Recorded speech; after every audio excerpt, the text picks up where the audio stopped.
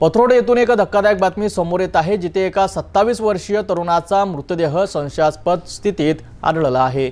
पथरोड येथील कृषी उत्पन्न बाजार समितीच्या आवारात बांधकाम सुरू असलेल्या ठिकाणी हा मृतदेह सकाळी आढळून आल्याने परिसरात एकच खळबळ उडाली आहे। हा खून आहे की आणखी काही, याबाबत अनेक प्रश्न उपस्थित होत आहेत। चला पाहूया सविस्तर रिपोर्ट। अकोला जिल्ह्यातील पथरोड रायपूर येथील अर्पित चव्हाण नावाचा 27 वर्षीय तरुण आज सकाळी मृत अवस्थेत आढळल्याने परिसरात एकच खळबळ उडाली आहे। पथरोड येथील कृषी उत्पन्न बाजार समितीच्या मार्केटमध्ये सुरू असलेल्या बांधकामाच्या कॉलमच्या खड्ड्यात अर्चितचा मृतदेह सकाळी 7 ते 8 वाजताच्या दरम्यान नागरिकांना दिसला। या घटनेची माहिती मिळताच पथरोड पोलीस स्टेशनचे ठाणेदार सचिन पुंडके यांनी तातडीने घटनास्थळी धाव घेतली। त्यांनी संपूर्ण परिसराचा पंचनामा केला आणि मृतदेह पुढील तपासणीसाठी उपजिल्हा रुग्णालयात पाठविण्यात आला। सुरुवातीच्या माहितीनुसार हा तरुण मृत अवस्थेत आढळल्याने नागरिकांमध्ये अनेक शंका निर्माण झाल्या आहेत।